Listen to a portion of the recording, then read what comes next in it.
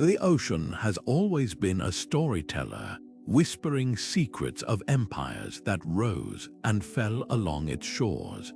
Picture this, a once thriving harbor, now just broken stones beneath the waves, where merchants from across the globe once haggled over silks, spices, and gold. These were the crossroads of the world, places where fortunes were made, cultures collided, and history was written. Yet today, their names are barely remembered, their stories fading like footprints in the sand.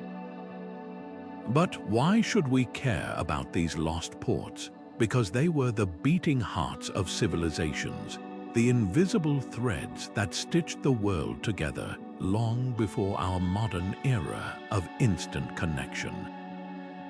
Think about the last time you held something exotic, a piece of fruit, a spice, even the fabric of your clothes. Chances are it traveled a path first carved by these ancient maritime hubs.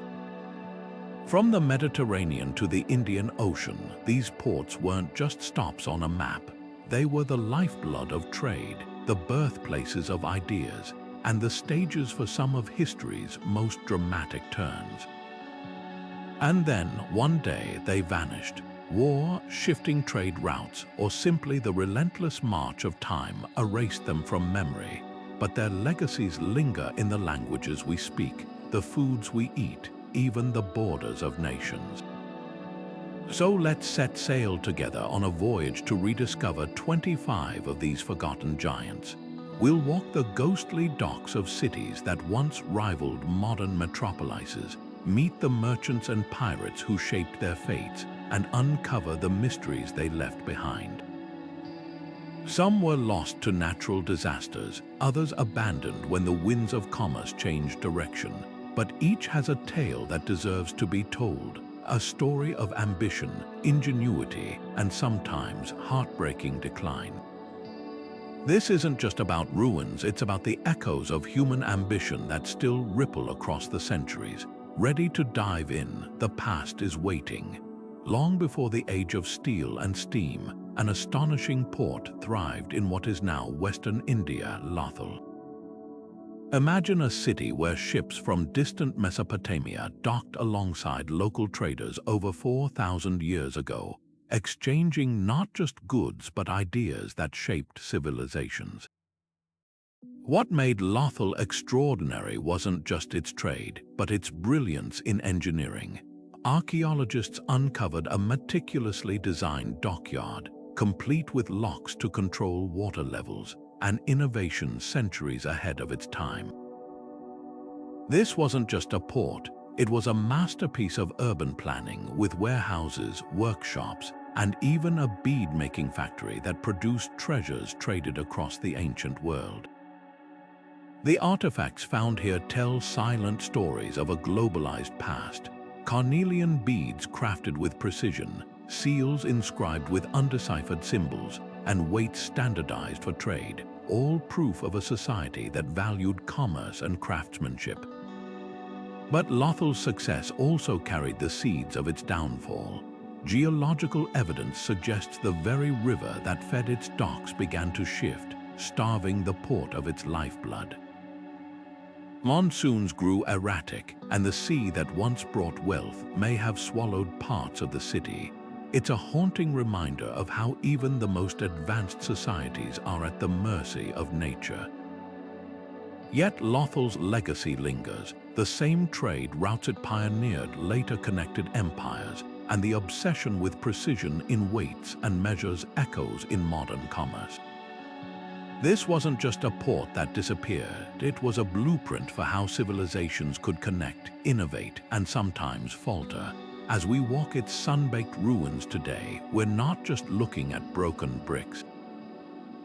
We're seeing the fingerprints of humanity's first attempts to bridge continents, written in clay and stone.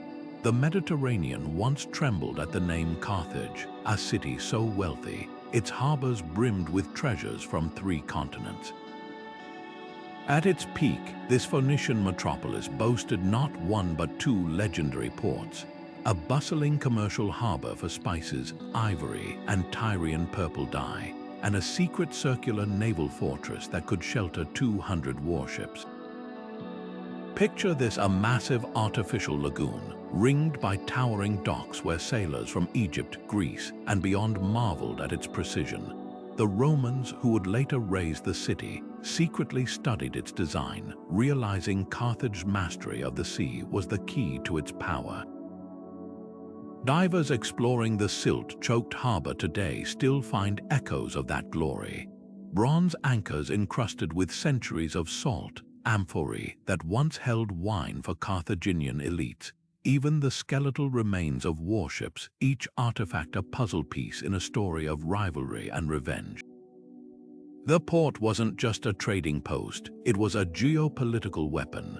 From these docks, Carthage launched fleets that dominated trade routes, funding an empire stretching from North Africa to Spain. Their merchant captains pioneered navigation techniques later adopted by the Romans, proving that knowledge, like cargo, could be stolen. Yet Carthage's fate holds an iron lesson. When Rome finally burned the city after the Third Punic War, they didn't just destroy buildings, they salted the earth to prevent rebirth. The harbor's circular layout, though ruined, became a blueprint for Roman ports like Ostia. In erasing Carthage, Rome absorbed its maritime genius, turning a rival's innovation into the foundation of their own naval supremacy. The ashes of this harbor didn't just mark an end, they fertilized the rise of another empire. What lingers most hauntingly are the personal stories trapped in the mud. A child's leather sandal perfectly preserved, a merchant's seal stamped with Ball Hammond's symbol. These weren't just casualties of war, they were people who believed their city was eternal. Carthage reminds us that no port, no matter how advanced, is immune to the tides of history. Its ghostly docks now lie silent, but the strategies born here would echo through millennia, shaping how empires rule the waves. Somewhere along the lush Malabar coast of India, the earth still guards the secrets of Muziris, a port so wealthy, Roman historians wrote of ships arriving with gold and departing with mountains of pepper. For centuries, this was the glittering hub where Mediterranean merchants bartered for spices that would later fuel empires. Picture a waterfront alive with the shouts of Arab traders, the clink of Roman coins, and the heady scent of cardamom and cinnamon piled high in warehouses. Then, around the 6th century, it simply vanished from maps, as if swallowed by the sea. Recent digs near the modern town of Patanom have unearthed tantalizing clues: Roman amphorae stained with wine residue, shards of Yemeni pottery, even a brick wharf that once welcomed ships from across the known world. But the most chilling discovery: layers of sediment suggesting a catastrophic tsunami may have slammed into the coast, dragging entire neighborhoods into the ocean. Imagine the chaos: one moment, a bustling port alive with laughter and haggling; the next, a wall of water erasing it from history. What makes Muziris extraordinary isn't just its disappearance, but what it represents. This wasn't merely a trading post. It was a cultural crossroads where Indian astronomers exchanged knowledge with Greek philosophers, where Egyptian glass met Chinese silk. The pepper that passed through its docks seasoned feasts in Pompeii, while its gems adorned Roman nobles. Yet unlike Carthage or Lothal, there are no grand ruins to mark its passing, just fragments in the soil waiting to tell their stories. The hunt for Muziris today feels like piecing together a shipwreck from scattered timbers. Local fishermen still pull up ancient anchors in their nets, while scholars pore over Sangam poetry that describes its streets resounding with wealth. Some believe the port didn't just fall to nature's fury, that shifting trade routes or political upheavals sealed its fate long before the waves came. But perhaps that's what haunts us most, the idea that a place so vital could vanish twice, first from the earth, then from memory. Yet every artifact unearthed whispers the same truth, that the world was global long before we called it that, and the sea remembers what the land forgets. The Tiber River once carried more than water. It carried the lifeblood of an empire. At its mouth stood Ostia, Rome's bustling gateway to the Mediterranean, where ships from Egypt, Spain, and North Africa unloaded mountains of grain, olive oil, and marble to feed the insatiable appetite of the Eternal City.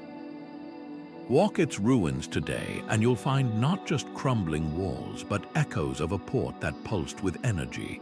Towering granaries, some 3 stories high, still hint at the scale of commerce, enough to stockpile grain for 60,000 people.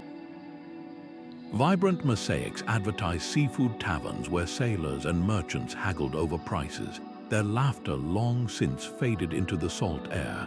What makes Ostia extraordinary isn't just its scale, but its intimacy. Unlike the grand monuments of Rome, this was a city of everyday life.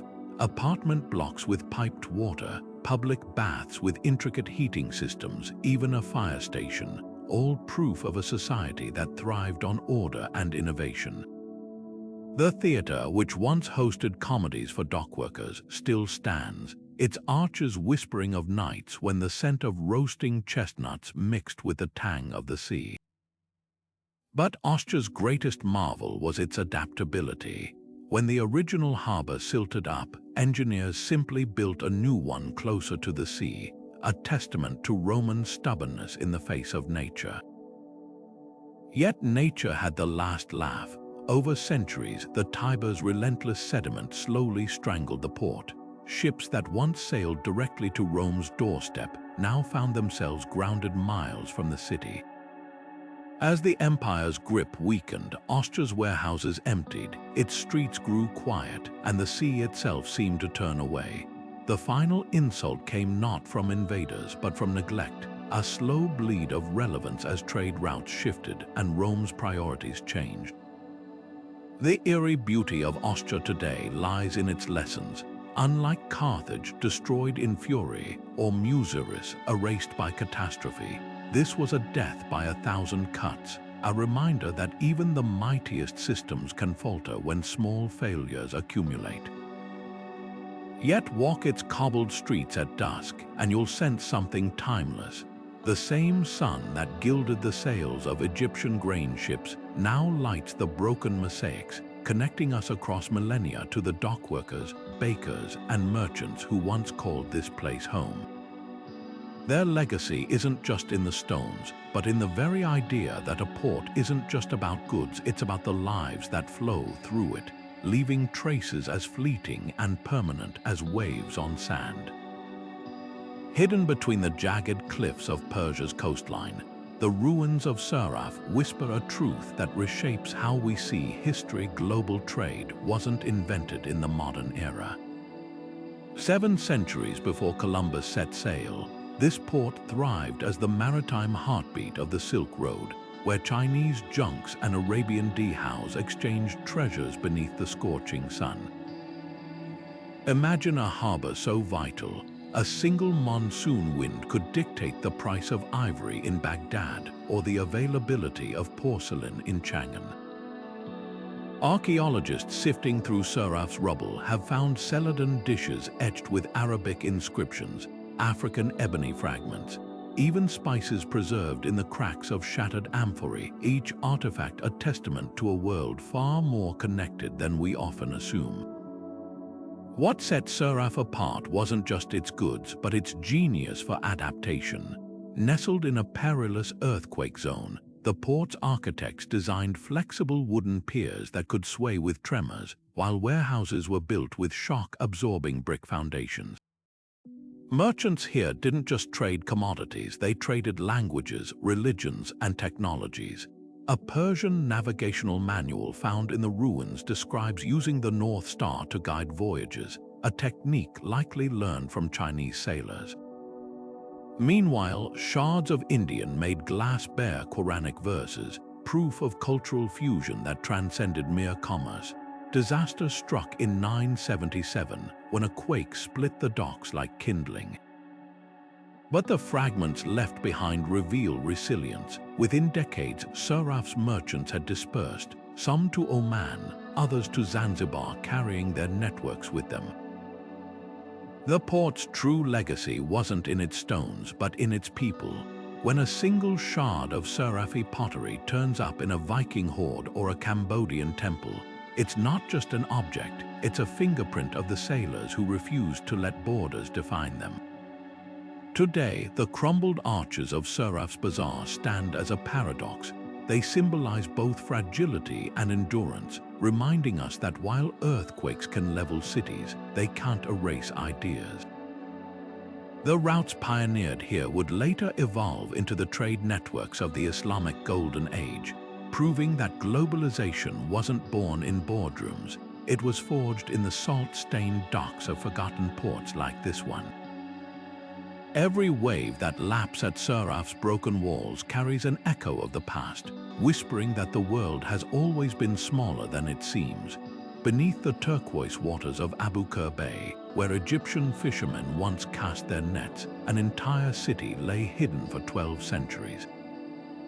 Heracleion wasn't just lost, it was erased from memory, surviving only as a whisper in ancient texts until divers in the 1990s stumbled upon its colossal statues, frozen mid-step as if still walking through streets now swallowed by the sea. Imagine the shock of seeing a 16-foot granite pharaoh emerge from the gloom, his stern gaze unchanged since the days when Cleopatra's ancestors ruled.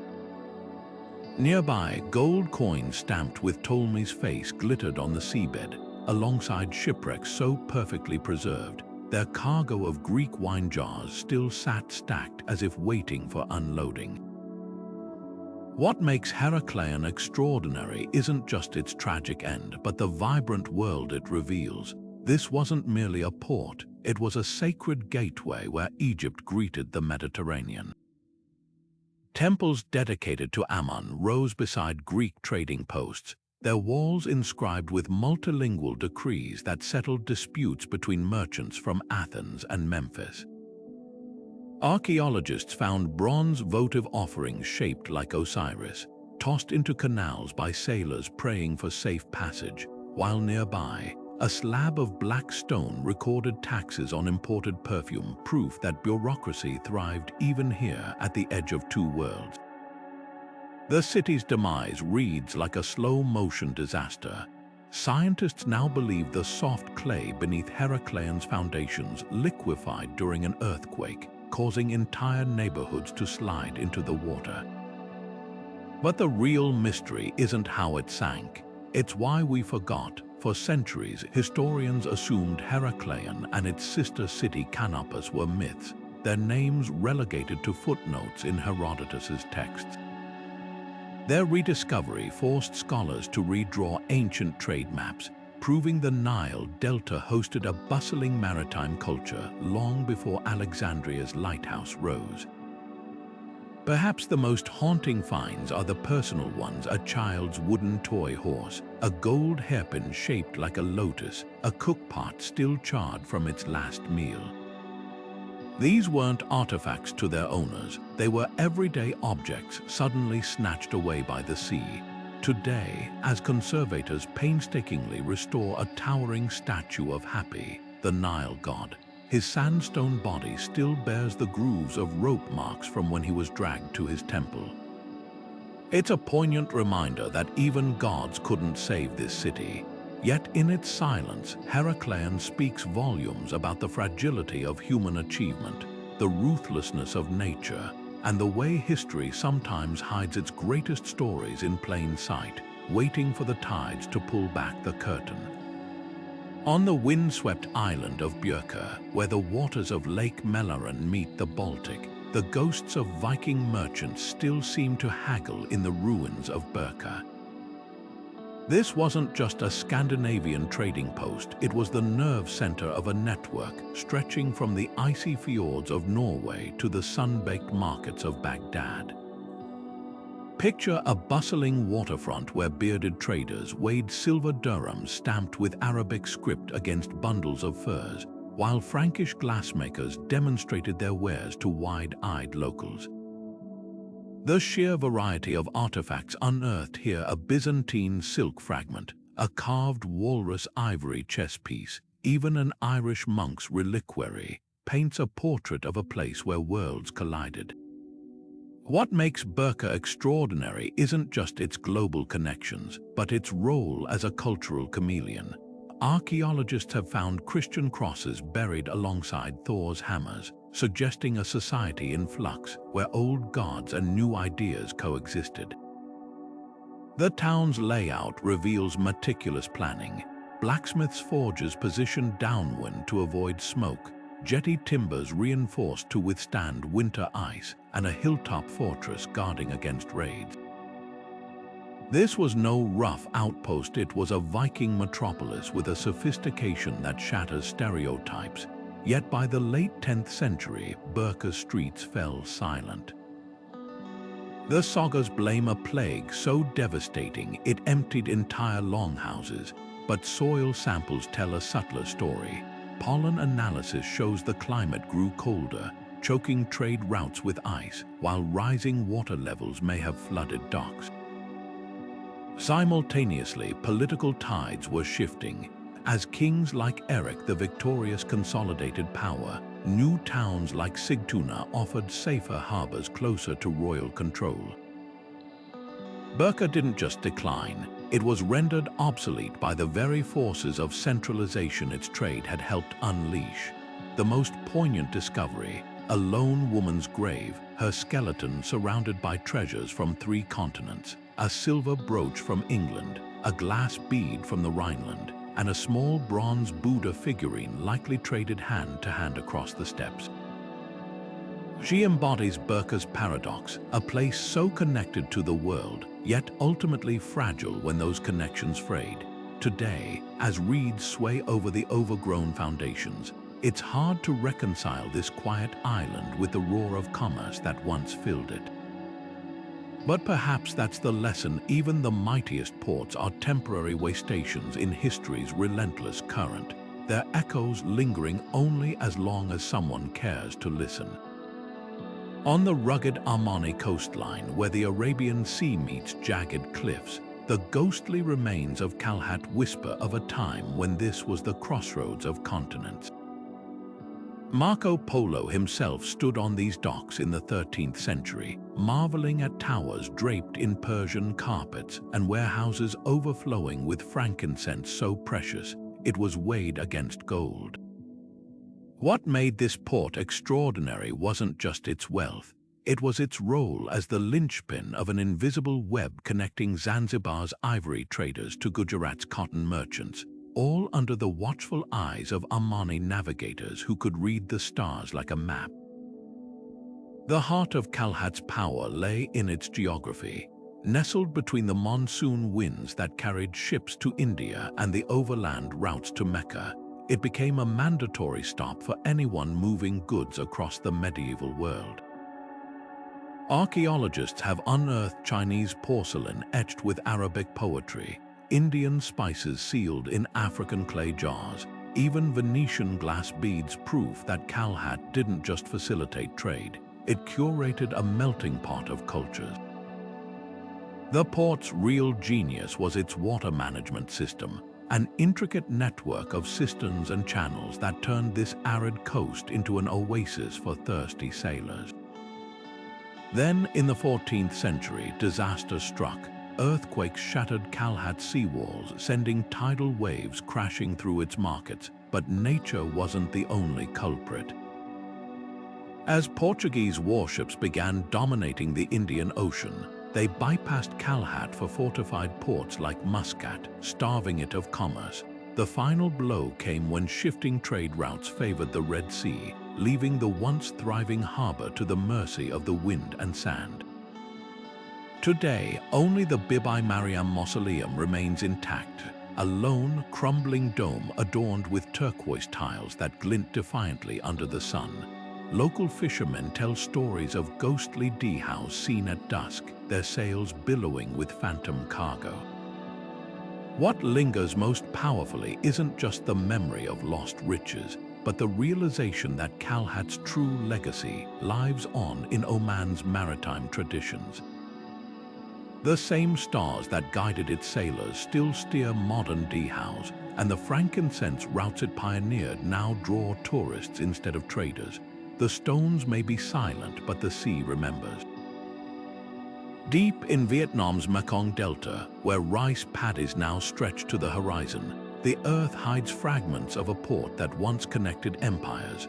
Achio wasn't just a Khmer trading post, it was the hinge between Rome and Ankara, a place where Mediterranean coins jingled in the same markets as Persian glass and Chinese silk. Archaeologists brushing away the delta's silt have uncovered gold rings stamped with Hindu deities, Roman medallions bearing Antoninus Pius's profile, even a delicate statue of the Buddha crafted in the Gandhara style, each object a whisper of a time when this swampy corner of Southeast Asia pulsed with global energy. What made Achio remarkable wasn't just its wealth, but its ingenuity. The Khmer engineers who built this port between the 1st and 7th centuries faced a relentless enemy, water. Their solution, a grid of canals so precise they doubled as transportation routes and tidal barriers, keeping the city dry while linking it to the Mekong's vast network. Merchants arriving from the Indian Ocean would transfer cargo to smaller boats here, threading through waterways that felt like liquid highways all the way to the heart of the Khmer Empire. The port became a living bazaar of languages and faiths. Sanskrit inscriptions sit alongside Persian trading weights, while local artisans produced jewelry blending Roman motifs with Khmer craftsmanship. Yet Achio's decline holds a bitter irony. The very river that nourished it slowly choked it to death. As the Mekong deposited centuries of sediment, the coastline crept outward, stranding the port farther from the sea. Trade routes shifted to deeper harbors like Srivijaya's Palembang, leaving Achio's docks to rot. But the final blow may have been political, as the Khmer Empire turned its gaze inland to build Angkor Wat. Maritime hubs like this faded from royal attention. The jungle moved in, and farmers tilling the fertile soil had no idea their plows scraped against the bones of a forgotten metropolis. The most haunting finds aren't the treasures, but the mundane. A broken pottery shard still bearing the fingerprint of its maker, a child's toy boat carved from driftwood. These quiet artifacts remind us that Achio wasn't just a node on a trade map. It was home to generations who lived, loved, and bartered under the same tropical sun that bakes its ruins today. As scholars piece together its story, they're rewriting history, proving that globalization isn't a modern invention, but an ancient rhythm that once pulsed through places now silent. The delta's waters still murmur secrets if we're willing to wade into the mud and listen.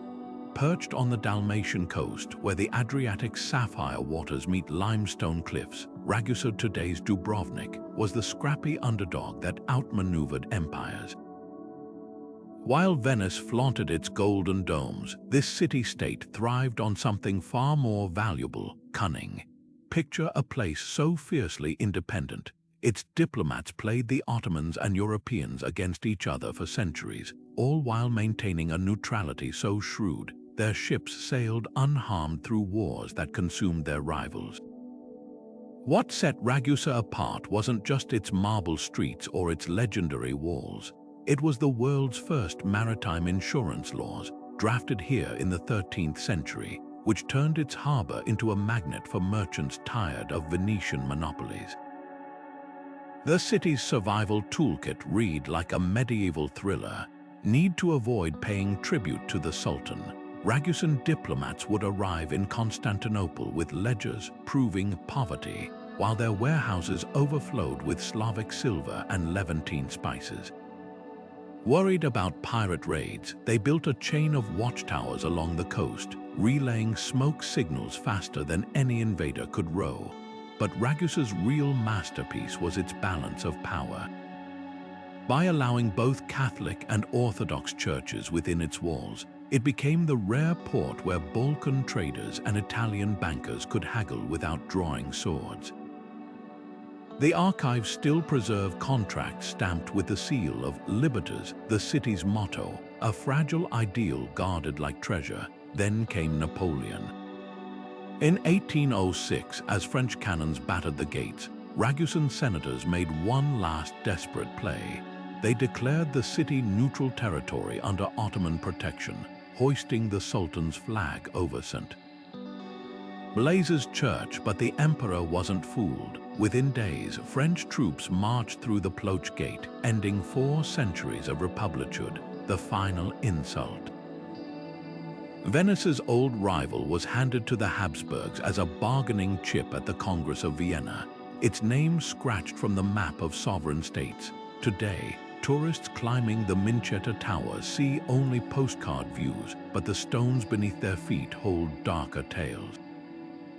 The Rector's Palace, where decisions once swayed empires, now hosts classical concerts. The Lazaretti Quarantine Complex, where merchants once waited out plagues, has become an art gallery. Yet in the quiet moments when the cruise ships leave and the Adriatic wind rattles the shutters of the old customs house, you can almost hear the whispers of a city that refused to be just another pawn on history's chessboard. Its legacy lingers not in statues, but in the unbroken spirit of a place that taught the Mediterranean how to trade, negotiate, and survive against impossible odds. Off the Tanzanian coast, where the Indian Ocean shimmers like scattered sapphires, the island ruins of Kilwa whisper of a time when Swahili merchants rivaled kings. This wasn't just a port, it was a financial powerhouse that minted its own gold coins, a currency so trusted it circulated from the African interior to the markets of Ming Dynasty China. Walk through the crumbling arches of the Great Mosque today, and you can still trace the delicate coral carvings that once awed visitors, proof that wealth here wasn't just measured in gold, but in artistry. The Husuni Kubwa Palace looms nearby, its terraced pools and private harbor hinting at a ruler who controlled trade with the flick of a wrist, Kilwa's secret. Geography as destiny, perched between gold-rich Zimbabwe and the spice routes of Asia, it became the ultimate middleman, taking raw treasures from the continent and sending back glazed porcelain, Persian silks, and Indian steel. But Kilwa's true brilliance lay in its cultural alchemy. The Swahili civilization that flourished here was a living fusion, African, Arab, and Persian influences blending into something entirely new. Archaeologists digging through kitchen middens find Chinese pottery alongside local cooking pots, while inscriptions reveal a society where Arabic script conveyed Bantu languages. The port's merchants didn't just move goods, they forged a linguistic and cultural bridge that still defines East Africa today. The word Swahili itself comes from the Arabic Sawahil, meaning coasts, yet the culture remained rooted in African soil. Kilwa's grandest homes mixed Omani architectural flourishes with traditional courtyard designs, creating a style as distinctive as the trade winds that filled its sails. Then came the Portuguese in 1505, cannons blazing. Seeking to control the gold trade, they bombarded Kilwa's walls, looting its treasury and installing puppet rulers. But the real damage was subtler. As European ships bypassed traditional hubs to deal directly with inland kingdoms, Kilwa's middleman advantage evaporated. The final blow came from rivals like Zanzibar, which offered deeper harbors for growing European vessels. By the 18th century, the palace courtyards where merchants once haggled over ambergris and ivory stood empty, their ceilings open to the sky. Yet Kilwa never truly died. Its legacy pulses through Swahili proverbs, in the rhythms of Taarab music blending Omani lutes with African drums, even in the coastal cuisine where coconut milk mingles with Middle Eastern spices. The gold coins may be museum pieces now, but the cultural currency they represent remains in circulation. As fishermen mend their nets atop the same coral stone docks that once hosted emperors and admirals, the ocean still sings the same truth, that some ports vanish from maps but never from memory. Jamaica's Port Royal wasn't just a pirate hub, it was a lawless wonderland where fortunes were made and lost between rounds of rum. By the late 1600s, this spit of land jutting into the Caribbean had earned its infamous title, the wickedest city on earth. Imagine streets lined with brothels and gambling dens, where cutthroats like Henry Morgan rubbed shoulders with merchants willing to turn a blind eye to where the goods came from. The port thrived on chaos, its warehouses stacked with stolen Spanish silver and indigo, while taverns like the infamous Sign of the Black Dog served drinks strong enough to make a sailor forget his own name. But what made Port Royal truly extraordinary wasn't just its debauchery, it was its unofficial role as the financial engine of piracy. Here, stolen cargo became legitimate trade through a shadow economy of bribes and forged papers, all under the nose of British authorities who conveniently looked the other way as long as taxes were paid. Divers exploring the sunken ruins today uncover surreal snapshots of that reckless era. A pocket watch frozen at 11:43, the exact moment the earthquake struck. A pewter tankard still perched on what was once a tavern table, as if its owner had just stepped away. Even the bones of a woman buried mid-stride, her dress pins and a single gold earring hinting at a life cut short during that cataclysmic June morning. The seismic event that drowned 2/3 of the city wasn't just a natural disaster. It felt like divine retribution to the preachers who'd long warned of its sins. The earth split open, swallowing buildings whole, while tsunamis tossed warships onto rooftops. Within minutes, the pirate capital became a submerged tomb. Yet Port Royal's legacy is more than just a cautionary tale. Its rise and fall reshaped the Caribbean's power dynamics. With the port gone, pirates lost their safest haven, forcing many into legitimate trades or prompting brutal crackdowns like the British campaign against Blackbeard. The earthquake also shifted commerce to nearby Kingston, which grew into a regulated trading hub, proof that chaos often gives birth to order. Even the disaster itself became a scientific goldmine. The sunken city's oxygen-starved ruins preserved organic materials usually lost to time, offering archaeologists an unparalleled window into 17th century maritime life. The real irony, the very greed that defined Port Royal now protects its memory. Looters avoided the sunken ruins for centuries, fearing the curse of a city struck down by God. That superstition preserved artifacts in eerie perfection, a pirate's brass compass still glinting in the murk, a child's leather shoe untouched by decay. Today, as conservators painstakingly restore a recovered ship's figurehead, a snarling mermaid with emerald eyes, it's hard not to see her as the city's spirit, beautiful, dangerous, and forever suspended between the depths and the light. Port Royal's lesson isn't just about morality, it's about how quickly the tides of history can turn, leaving only fragments for us to piece together. The same waters that erased it now guard its secrets, a reminder that even the wildest chapters of the past eventually sink into silence. The cobbled streets of Vizby still whisper of a time when this Swedish island was the beating heart of Baltic commerce. Encircled by a 2-mile ring of medieval stone walls so well preserved they look ready to withstand another siege, Vizby wasn't just another Hanseatic outpost. It was the glittering crown jewel of Northern Europe's trade network, where German merchants haggled over Russian furs and Flemish wool beneath the spires of a dozen churches.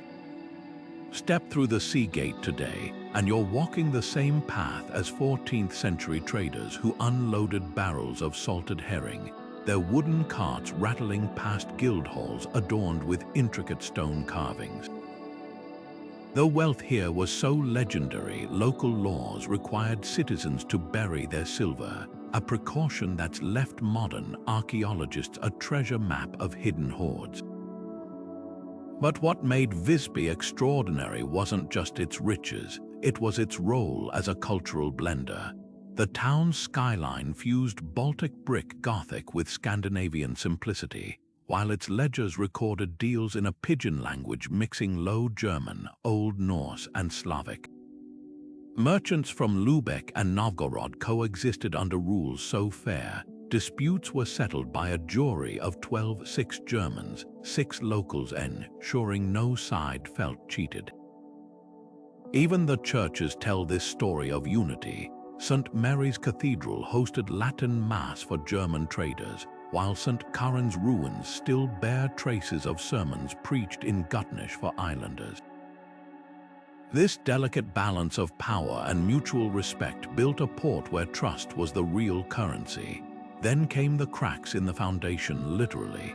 In 1361, a bitter feud between Visby's merchants and the King of Denmark erupted into bloodshed. The Battle of Vizby left the town's militia, mostly farmers armed with axes, slaughtered outside the walls, their mass graves later revealing skeletons still clad in rusted mail. But the true death knell sounded in 1350 when the Black Death ships docked in the harbor. Within months, the plague hollowed out the population, leaving warehouses full of unsold flax and amber. The Hanseatic League, pragmatic as ever, shifted operations to safer ports like Tallinn, and Visby's golden age slipped into shadow, yet the silence of its ruins speaks volumes. Crumbling merchant houses still display ornate stone portals, each carving a status symbol proclaiming the owner's wealth, the medieval equivalent of a luxury car parked in the driveway. And those iconic walls, they weren't just defenses, they were a psychological barrier, separating the cosmopolitan Hanseatic elite from the rural Gotlanders outside. Today, as wild roses climb the weathered stones, Visby's lesson lingers that even the mightiest trade hubs are fragile ecosystems where a single misstep or microbe can unravel centuries of prosperity. The ghosts here aren't just in the abandoned churches, they're in the untold deals that once shaped empires, now reduced to echoes between the cobblestones. The marble streets of Ephesus still gleam under the Turkish sun, but the sea that once lapped at its docks is now miles away, a cruel joke of geography that transformed one of antiquity's greatest ports into a landlocked relic. Walk through the library of Celsus today, its towering facade still adorned with statues of wisdom and knowledge, and it's hard to reconcile this silent grandeur with the raucous harbor that once thrived here. Imagine ships from Egypt unloading papyrus beside Athenian merchants haggling over Anatolian wool, all under the watchful gaze of Artemis, whose temple ranked among the 7 wonders. Ephesus wasn't just a port, it was a living encyclopedia of Mediterranean civilization, where Greek philosophy met Persian spices and Roman engineering. The city's slow suffocation began with an enemy as patient as it was relentless, the Cayster River. Century after century, it carried down sediment from the hills, depositing silt-like layers of parchment on a forgotten manuscript.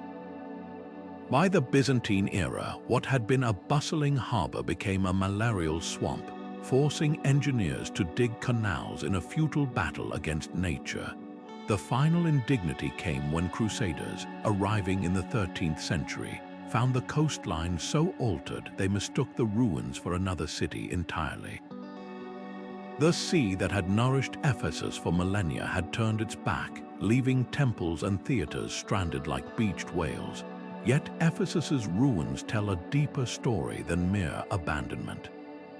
The terrace houses, their walls still vibrant with frescoes of mythological scenes, reveal a society that clung to beauty even as the waters receded. The theater, capable of holding 25,000 spectators, hosted its final act not with a dramatic collapse, but with a whimper, slowly repurposed as a fortress, then a quarry, its marble stripped away to build mosques in distant cities. Even the Temple of Artemis, once so revered that its asylum seekers included Alexander the Great, was dismantled stone by stone, its columns hauled off to Constantinople for Hagia Sophia. What lingers most hauntingly in Ephesus isn't just the scale of its downfall, but the quiet resilience etched into its stones. The grooves worn into marble streets by countless cartwheels speak of everyday life persisting against the odds.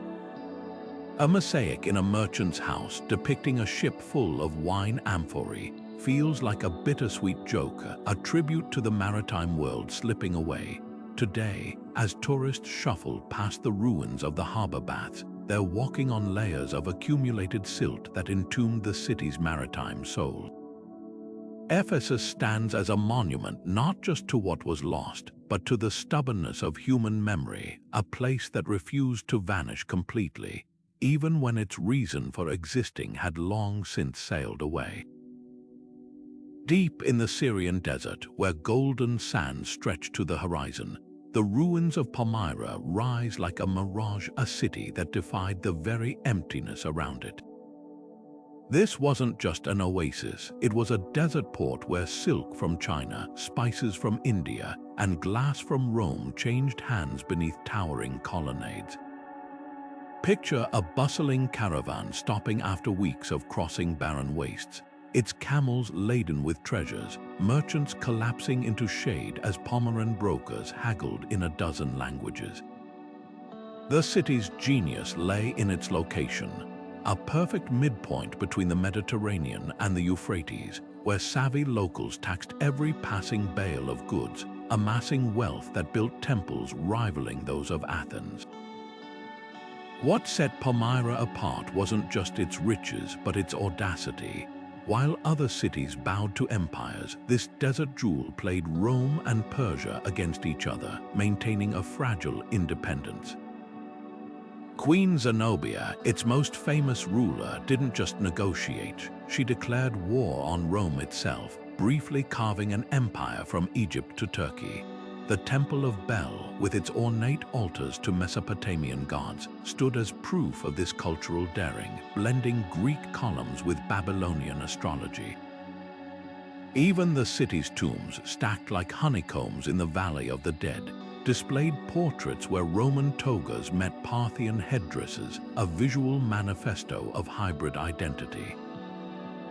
Then came the unraveling. Roman forces crushed Zenobia's revolt in 272, dragging her through Rome's streets in golden chains. But the true tragedy unfolded centuries later, when modern conflict brought looting and deliberate destruction. The Temple of Bel, survived intact for nearly 2,000 years, was reduced to rubble in 2015. Yet amidst the loss, there's a stubborn resilience. Archaeologists have salvaged fragments of Palmyra's archives contracts scrawled on palm leaves, detailing loans for silk transports, proof that this was a city built on trust as much as trade. The most haunting sight isn't the broken arches or the looted statues, but the wind whistling through the grand colonnade. Those columns once shaded merchants from 100 nations. Now they stand like sentinels guarding empty space. Yet even in ruin, Palmyra whispers a defiant truth, that ideas outlast empires, and the memory of a place can't be erased as easily as its stones. The same sands that once swallowed caravans now preserve their legacy, grain by grain, waiting for a time when the world remembers how the desert once bloomed with more than just water, with the restless energy of human connection. The story of Bruges reads like a fairy tale turned inside out, a city that grew rich beyond imagination, only to be betrayed by the very waterways that built its fortune. Picture this in the 14th century, a maze of canals thrumming with activity, where Flemish wool merchants haggled with English traders, while Italian bankers tallied profits in ledgers that would make modern hedge funds blush. The belfry tower, still standing proud today, didn't just chime the hours, it rang in an era where Bruges was the Wall Street of the North, its market setting prices for goods across Europe. The wealth here was so staggering, guild halls were adorned with gold leaf, and artists like Jan van Eyck found patrons eager to fund masterpieces. But Bruges' brilliance came with a fatal flaw. Its lifeline was slowly strangling it. The Zwin River, the silvery thread connecting the city to the North Sea, began to choke on its own sediment. As sandbars formed like stubborn obstacles, the deep-drafted ships of the Hanseatic League could no longer reach the docks. Imagine the frustration: warehouses stocked with fine English wool, but no way to export it. The city fought back with dredging projects that would make modern engineers wince, even building a new outer port at Sluis. But nature, as always, had the last word. Meanwhile, a perfect storm of competition gathered. Antwerp, with its deeper Scheldt River, lured away merchants with better access to the sea. The 100 Years' War disrupted English wool supplies, while political infighting among Burgundian rulers left Bruges vulnerable. The final insult: the once bustling stock exchange, where traders had pioneered financial instruments like promissory notes, fell silent as commerce shifted eastward. By the 16th century, Bruges had become a backwater, its grand squares echoing with the ghosts of deals long past. Yet there's poetry in this decline. While other medieval ports were bulldozed by progress, Bruges slipped into a centuries-long slumber. Its Gothic architecture survived unspoiled, its canals reflecting stepped gables like a painting frozen in time. Today, tourists gliding past those same guild halls in swan-shaped boats might not realize they're witnessing a happy accident of history, a city preserved not by design but by obsolescence. The very isolation that killed its economy became its salvation, leaving Bruges as a perfect medieval postcard, where even the shadows feel like part of the exhibit. The lesson here isn't just about geography or bad luck. It's about how cities, like people, have multiple lives.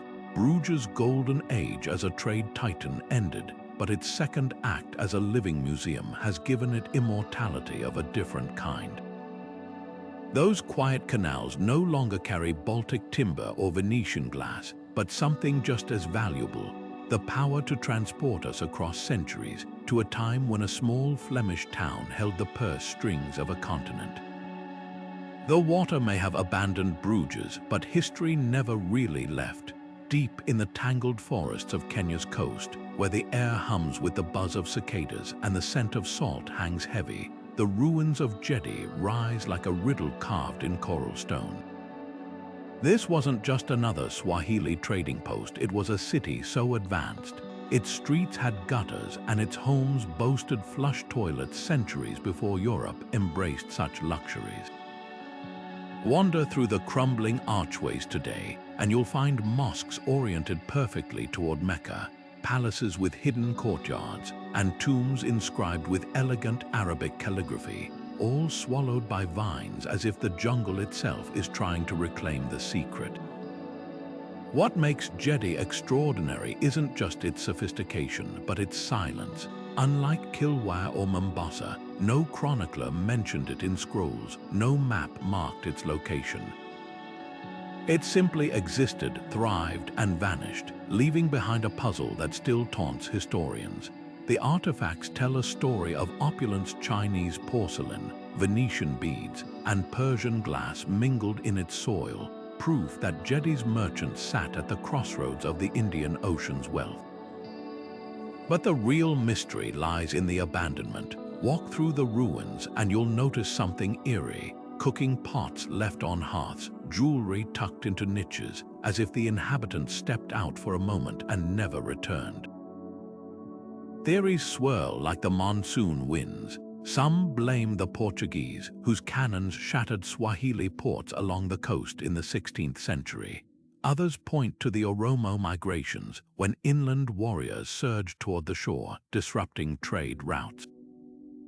But the most haunting clue, a well at the city's heart, its walls showing layers of repairs, each one a desperate attempt to reach water as the aquifer beneath Gedi slowly drained.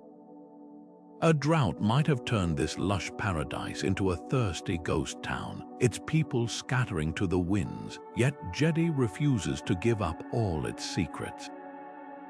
In 2014, archaeologists uncovered a hidden chamber beneath the Great Mosque, a vault filled with untouched artifacts, including a glass vial that once held perfume from distant lands. The discovery reignited debates. Was this a merchant stash hidden from raiders or a sacred offering to a city already doomed? The truth may lie deeper still, buried under roots and red earth. As the sun filters through the forest canopy, casting dappled light on the ruins, Gedi stands as a reminder that some stories aren't lost, they're just waiting for the right moment to surface. In the heart of modern Mexico City, where skyscrapers scrape the sky and traffic hums ceaselessly, the earth hides the skeleton of a marvel Tlatelolco, the Aztec harbor that once pulsed with energy rivaling Venice. Picture this, a vast network of canals radiating from Lake Texcoco, crowded with thousands of canoes ferrying everything from jaguar pelts to sacks of cocoa beans.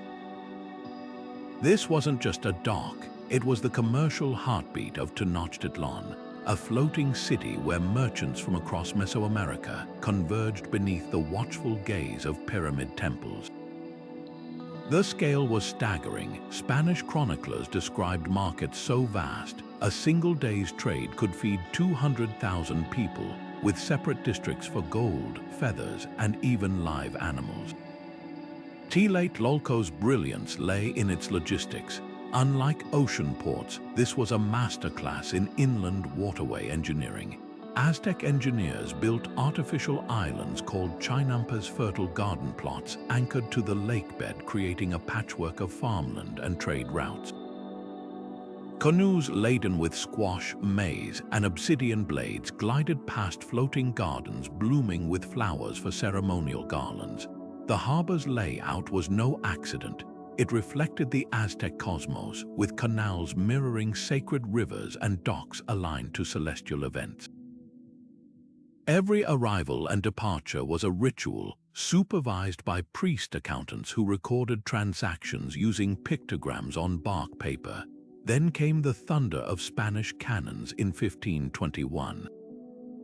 Cortes's forces, armed with steel and smallpox, saw Tlatelolco not as a wonder to preserve, but as a symbol to dismantle. The final battle here was apocalyptic. The last Aztec Emperor Cuauhtémoc captured on these very docks, the canals choked with the dead. But the true death knell sounded slowly. Spanish colonists, terrified of floods and determined to erase indigenous power, drained Lake Texcoco over centuries. What had been shimmering waterways became dusty streets, the once bustling harbor buried under layers of colonial architecture and modern concrete. Yet Tlatelolco refuses to be forgotten. In 1978, electrical workers digging near the Plaza of Three Cultures struck a stone disc depicting the dismembered moon goddess Coyolxauhqui. The discovery ignited a wave of excavations, revealing the great temple's base and the ghostly outlines of ancient docks. Today, standing in the shadow of the Spanish colonial church built atop Aztec ruins, you can almost hear the echoes, the slap of paddles against water, the murmur of haggling in Nahuatl, the distant drums from temple summits. The stones whisper a warning. That conquest doesn't just topple empires, it rewrites landscapes. But as Mexico City's subway tunnels occasionally flood with ancient groundwater, there's a poetic justice. The lake and the memory of Tlatelolco's glory still rising stubbornly to the surface. For over 2,000 years, where the Pearl River meets the South China Sea, Guangzhou has stood as the unshakable gateway between China and the world. While other ports rose and fell with the tides of history, this city, known to medieval traders as Canton, mastered the art of perpetual renewal. Picture its docks in the Tang dynasty, where Arab dhows jostled for space with Persian barges, their holds overflowing with frankincense, ivory, and cobalt glass to exchange for silks that would glitter in Baghdad's moonlight. Unlike the desert caravans of the overland Silk Road, Guangzhou thrived on liquid highways, monsoon winds that blew ships from Southeast Asia one season and carried them home the next, creating a rhythm of exchange as reliable as the tides. What set Guangzhou apart wasn't just geography, but an almost chameleon-like ability to adapt. When the Ming dynasty slammed China's doors shut in the 15th century, banning private overseas trade, the city's merchants simply went underground. Hidden waterways became smuggling routes, and officials turned blind eyes for a cut of the profits. By the time European ships arrived in the 16th century, Guangzhou had perfected the Canton system, funneling all foreign trade through a handful of licensed merchants. Walk through the 13 Factories district today, and the remnants of those Hong buildings still whisper of an era when Swedish iron, British wool, and Chinese tea changed hands under the watchful gaze of imperial bureaucrats. The city's resilience shines brightest in its darkest hours. After the First Opium War shattered China's isolation, Guangzhou didn't resist, it reinvented.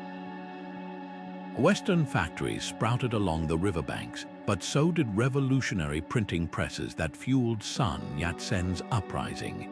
Even during the Cultural Revolution, when Red Guards sought to purge foreign influence, the port's pragmatic soul endured. Dockworkers might chant Maoist slogans by day, but the black market trade in Hong Kong radios and Levi's jeans never stopped. Modern Guangzhou's skyline, a forest of glass towers crowned by the Canton Tower's twisting spire, proves the point. The same docks that once unloaded Arabian ambergris now handle 40-foot containers of smartphones bound for Africa. The Huangpu ancient port, once the heart of maritime trade, has been preserved not as a relic, but as a living museum where children snack on egg tarts while watching holograms of Tang dynasty merchants argue over pepper prices. The lesson here isn't just about survival, it's about recognizing that ports aren't places but processes. Guangzhou never clung to a single identity, it was always becoming something new. Where Palmyra resisted Rome and fell, or Bruges fought the silting river and lost, this city bent like bamboo in a typhoon. Its secret, understanding that the true commodity wasn't silk or spices, but change itself. The ships may look different now, but the water still flows and Guangzhou still listens. The frozen marshes of northwestern Russia hide an astonishing secret, a city where medieval merchants traded with the same sophistication as modern CEOs, sealing deals not on parchment, but on birch bark. Welcome to Novgorod, the Baltic's forgotten titan, where the Hanseatic League's northernmost outpost thrived in a landscape more suited to wolves than warehouses. Picture this, a bustling river port where German fur traders rubbed shoulders with Russian boyars, their transactions recorded not by scribes, but by ordinary citizens scratching receipts onto strips of bark. Over 40,000 of these fragile documents have survived, preserved by the same boggy soil that once made Novgorod's location so strategic. They reveal a society where women ran businesses, children practiced their alphabet on bark scraps, and a slave could buy his freedom for 12 silver grivnas, about the price of a good horse. Novgorod's brilliance lay in its governance. While Moscow bowed to Mongol Khans, this city-state operated as a merchant republic, its Vetch assembly ringing with debates as lively as any Venetian senate. The artifacts tell the story: finely calibrated scales for weighing Arabic silver dirhams, Byzantine seals stamped with double-headed eagles, even a wooden calculator used to tally profits from the lucrative fur trade. The city's wealth built churches like St. Sophia's Cathedral, their golden domes visible for miles, a deliberate flex to passing traders. But the real marvel was Novgorod's legal system. Birch bark letter number 292 records a property dispute between two neighbors, complete with witness statements. This wasn't just commerce, it was civilization flourishing at the edge of the known world. Then came the crack that would split the empire. As Moscow grew powerful under Ivan the Great, Novgorod's independence became a threat. In 1478, Muscovite troops smashed the Vetch Bell, symbol of the Republic's freedom, and dragged its elite to the Kremlin's dungeons. The Hanseatic merchants, sensing the winds changing, shifted operations to safer ports like Riga. But Novgorod's true death came slowly, as the Volga trade routes eclipsed the Baltic networks that had been its lifeblood. The final insult, Peter the Great's new port at St. Petersburg in the 1700s, rendered Novgorod obsolete, its wharves left to rot as Russia turned its face toward Europe. Yet the marshes refused to let history forget. When archaeologists peeled back the layers of earth, they found a time capsule, leather shoes with intricate stitchwork, a child's toy sword, even a love letter from a man named Mikita to his Anna, "Marry me. I want you and you want me." These weren't just artifacts, they were proof that Novgorod's greatest treasure wasn't furs or silver, but the ordinary magic of daily life. Today, as scholars decode more birch bark messages, each scrap whispers the same truth, that empires rise and fall. But the human impulse to trade, to quarrel, to love, remains as constant as the river that once carried Novgorod's dreams to sea. On the palm-fringed coast of southern India, where the waters of the Bay of Bengal lapped gently against red soil, the ruins of Arakemdu whisper of a time when Roman wine flowed as freely as the monsoon rains. This wasn't just a trading post. It was a vibrant hub where Tamil merchants bartered pearls and pepper for glassware from Pompeii, creating a cultural cocktail that predated modern globalization by 2 millennia. Walk the shoreline today, and your footsteps might crunch over terracotta shards from amphorae that once held garum, the pungent Roman fish sauce, while fragments of Mediterranean glass glint in the sun like misplaced sea glass. The scale of exchange was staggering. Excavations have unearthed everything from Italian roulette tables used for gambling by homesick legionnaires to delicate cameo portraits of Augustus, proof that even emperors had a stake in this cross-continental commerce. Arakemdu's golden age reveals a world far more connected than we often assume. Tamil poets sang of Yavanas, their term for Greeks and Romans who arrived on ships with wings of white cloth, bringing gold and taking spices. The port's bead-making workshops produced delicate treasures from Egyptian cobalt and Sri Lankan quartz, their techniques so refined that some beads measure less than a millimeter in diameter. But the real marvel was the two-way cultural exchange. Roman coins found here were often repurposed as pendants, while Indian cotton, so light it was called woven wind, became a status symbol in Rome's sweltering summers. This wasn't just trade, it was the birth of a shared aesthetic where Greco-Roman motifs began appearing on Tamil pottery, and Indian deities were carved into Mediterranean gems. Yet Arakemdu's decline holds a bitter irony. The very empires that nourished it also sealed its fate. As Rome's economy crumbled in the 3rd century, demand for Eastern luxuries waned. Meanwhile, the rise of the Gupta Empire in northern India shifted political power inland, leaving coastal hubs vulnerable. The final blow came from nature itself. Cyclones and silt buildup choked the harbor, while newer ports like Mamallapuram rose to prominence with better access to inland trade routes. Archaeologists examining the layers of abandonment find poignant clues: half-finished beads abandoned on workbenches, a Roman-style bathhouse left to fill with sand, as if the residents simply walked away mid-task. What lingers most powerfully isn't the artifacts, but the invisible connections they represent. Arakhamdu proves that globalization isn't a modern invention, it's an ancient rhythm, interrupted by time but never truly broken. The same winds that once filled Roman sails now rattle through the ruins, carrying echoes of a time when a fisherman here might have traded his catch for a coin minted by Tiberius, never realizing he was part of something vast. Today, as scholars piece together fragments of Roman glass and Tamil poetry, they're not just reconstructing a port, they're rediscovering a lost chapter in humanity's oldest story, the restless need to reach across the waves and find common ground.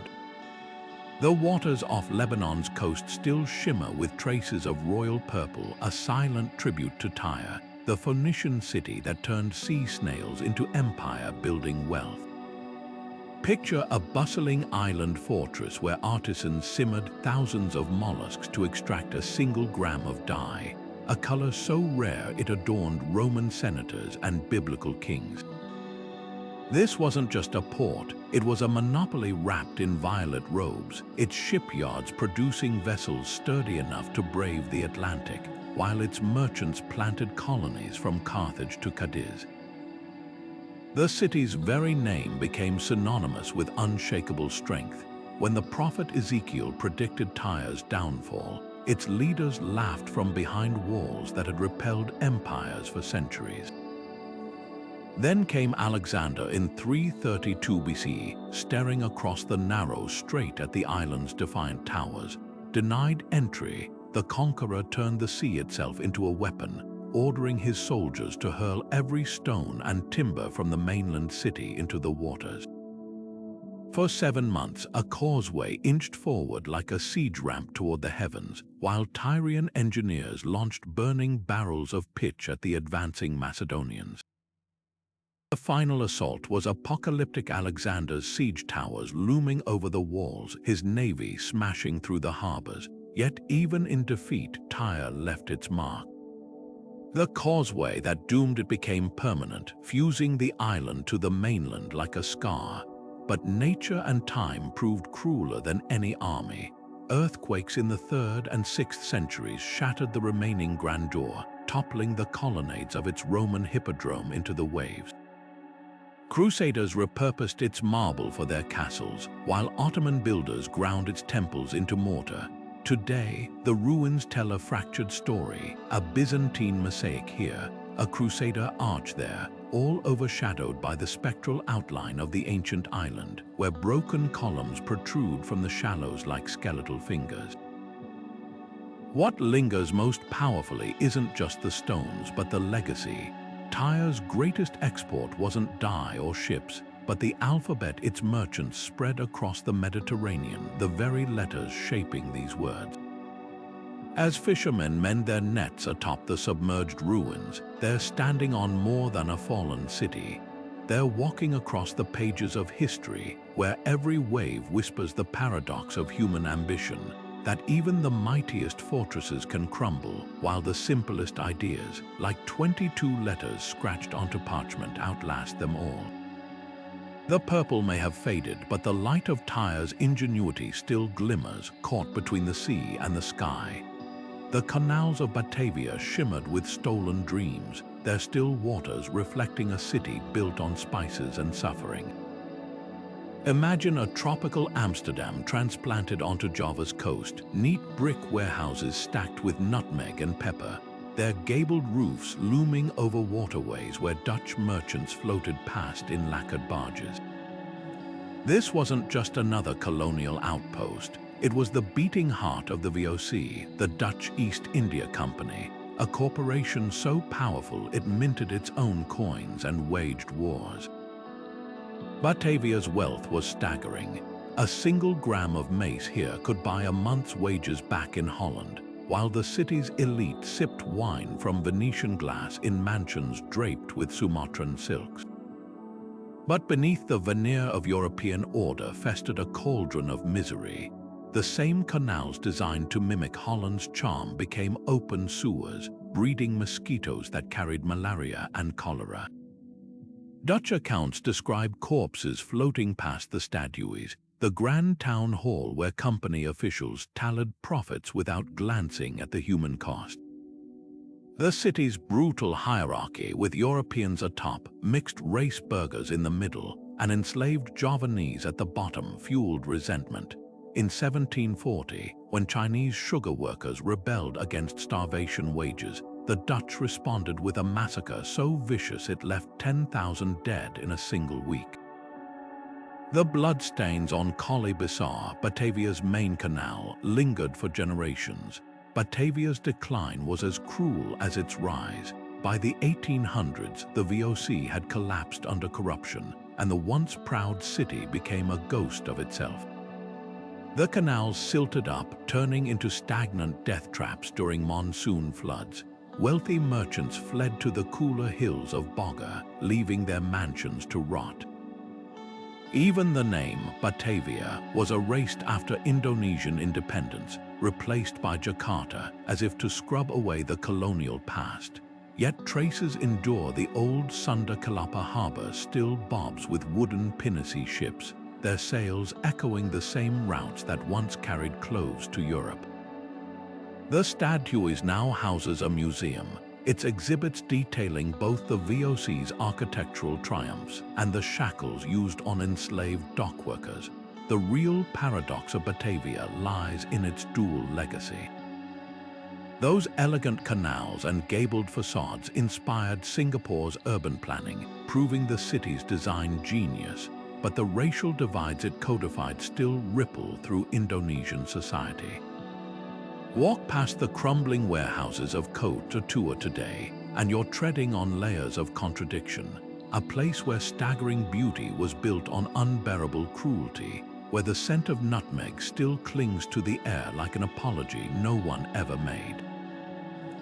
The stones remember what the history books soften, that empires aren't just about flags and fleets, but about the quiet violence of a ledger's balance sheet, and the echoes of suffering woven into every brick. Beneath the modern streets of Israel's Acre lies a labyrinth frozen in time, a subterranean city where Crusader knights once clanked through torchlit tunnels, their swords scraping against stone walls still scarred by siege engines. This wasn't just a fortress, it was the last gasp of a dying dream, where European pilgrims, Arab merchants, and Byzantine spies collided in a swirling mosaic of holy war and hard commerce. Picture the bustling harbor in 1291, its docks groaning under cargoes of Sicilian grain, Armenian silk, and Cypriot wine, while above ground, the Hospitaller knights drilled in vaulted halls so vast, their echoes could drown out the call to prayer from nearby mosques. Acre's genius lay in its duality, a city where cross and crescent coexisted out of necessity, its markets thriving even as its rulers prepared for the next siege. The port's underground secrets reveal a society obsessed with survival. Archaeologists mapping the Templar tunnels, some wide enough for 2 horsemen to pass, have uncovered bakeries that could feed thousands, cisterns fed by ingenious gravity aqueducts, and even a smuggler's passage leading straight to the sea. But the most haunting discovery, a layer of blackened debris in the crypt of the knights, where charred timbers and melted lead seals hint at the final hours before the Mamluk onslaught. When Sultan al-Ashraf Khalil's armies broke through in May 1291, they didn't just conquer a city, they erased an era. The Mamluks, determined to prevent another crusade, methodically smashed Acre's harbor walls and burned its docks, salting the earth with such thoroughness that the port wouldn't fully revive for 4 centuries. Yet nature played its own brutal role. The same Mediterranean that nourished Acre also doomed it. Earthquakes in 1837 and 1927 toppled entire neighborhoods, collapsing Crusader vaults onto Ottoman-era shops in a jumble of eras. Walk the seawall today, and you'll feel the stones tremble with memory, the grooves worn by defenders' boots, the Arabic graffiti scrawled by Mamluk soldiers over Crusader frescoes. Even the Hall of the Columns, where merchants once haggled over saffron, now stands half-submerged, its marble floors licked by tides that rise higher with each passing decade. Acre's true legacy isn't in its stones, but in its stubborn refusal to be forgotten. The same underground passages that once hid knights now shelter fish restaurants where diners feast on seafood risotto, a dish that would have puzzled both Crusaders and Mamluks. The Turkish bazaar, built atop Hospitalia ruins, still sells spices in the shadows of Gothic arches. And when divers recently discovered a 13th century shipwreck off the coast, its cargo of Venetian glass and Syrian pottery proved something profound, that even in war, trade finds a way. The tides that once carried away Acre's dreams now wash ashore fragments of its story, waiting for anyone who cares to piece them together. Off the windswept Suffolk coast, where the North Sea gnaws at England's shoreline like a restless beast, lies one of history's most haunting vanishings, the drowned city of Dunwich. Picture a thriving medieval port, its cobbled streets alive with the clatter of merchant carts, the salty tang of herring stalls, and the distant chime of church bells. By the 13th century, Dunwich rivaled London in size and importance, its harbour bristling with ships carrying wool to Flanders and wine from Bordeaux. 9 churches stood sentinel over the town, their spires piercing the skyline, while a grand Franciscan monastery hummed with scholarly debate.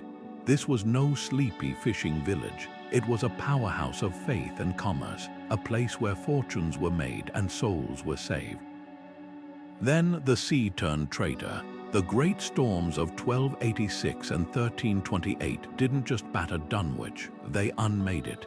Towering waves clawed at the soft cliffs, swallowing houses whole as townsfolk clutched their children and fled inland. Day by day, the relentless tides claimed more. St. Peter's Church toppled into the surf, its bells sinking beneath the foam. The marketplace disappeared beneath the waves, its cobbles now home to crabs and seaweed. By the 18th century, all that remained was a handful of cottages clinging to the cliffs, their windows staring hollowly at the graveyard of their own past. Modern divers exploring Dunwich's underwater ruins face eerie tableaus. The skeletal ribs of St. Catherine's Church loom from the murk, its arches now framing schools of fish instead of congregations. A medieval road, its stones still neatly aligned, slopes into the abyss as if leading to some sunken underworld. Local fishermen swear they've heard ghostly bells tolling beneath storm swells, while sonar scans reveal the faint grid of lost streets, a phantom city mapped in sound waves. But Dunwich's true lesson isn't just about nature's cruelty, it's about human denial. Records show town leaders kept rebuilding closer to the crumbling cliffs, convinced the sea would spare them. Even as their neighbors fled, the stubborn poured money into seawalls that crumbled like sandcastles. Sound familiar? In an age of rising oceans, Dunwich whispers a warning across 7 centuries that no amount of wealth or piety can hold back the tide when the earth itself decides to reshape its edges. Yet the sea that stole Dunwich also preserves it. Erosion slows just enough to tease archaeologists a carved stone here, a pilgrim's badge there, tantalizing clues to a world that refused to vanish quietly. On calm days when the water turns glassy, you can almost glimpse the ghostly outlines beneath the surface, a reminder that history doesn't always fade. Sometimes it simply sinks, waiting for the curious to dive deeper. The waves that erased Dunwich now cradle its memory, proving that even the mightiest human works are, in the end, just sand against the sea's patience. The ruins of these once great ports whisper a warning across the centuries. Their downfalls were never just accidents, but slow-motion collisions between human ambition and forces beyond control. Take Ephesus, its harbor choked by the relentless silt of the Casta River, or Bruges, strangled by the same waterways that built its fortune. These weren't sudden disasters but predictable consequences of ignoring nature's rhythms. Yet environmental neglect was only part of the story. Tyre's mighty walls couldn't stop Alexander's causeway, just as Carthage's naval brilliance couldn't withstand Rome's burning hatred. Ports like Novgorod and Kilwa learned too late that trade routes shift like desert sands, leaving even the wealthiest hubs stranded when empires turned their gaze elsewhere. The patterns emerge like cracks in ancient pottery. Some ports like Dunwich were literally swallowed by the tides, their leaders clinging to crumbling cliffs in denial. Others, such as Arakhamdu, withered when distant empires collapsed, their fortunes tied to markets they couldn't control. Then there were the self-inflicted wounds, Batavia's canals breeding disease, Port Royal's pirates inviting divine retribution. But perhaps the cruelest fate befell places like Gedi, abandoned so completely that history forgot to record why.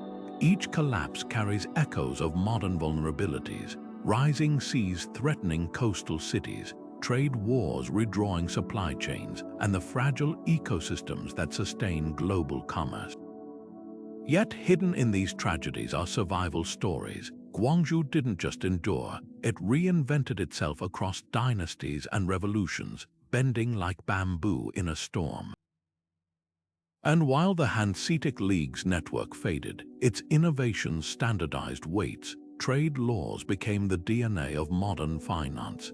The lesson isn't just about fragility, but adaptation.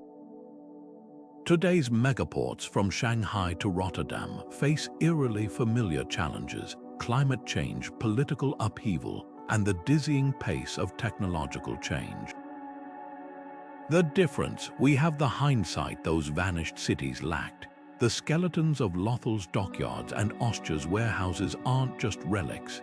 They're mirrors, reflecting the choices that will determine which ports thrive and which become the next whispers in the sand. The echoes of these lost ports linger like the faint scent of salt on a rusted anchor, each one a testament to the fleeting nature of human ambition. From Lothal's ingenious dockyards to Tyre's defiant walls, their stories aren't just footnotes in history textbooks, they're cautionary tales written in stone and silk.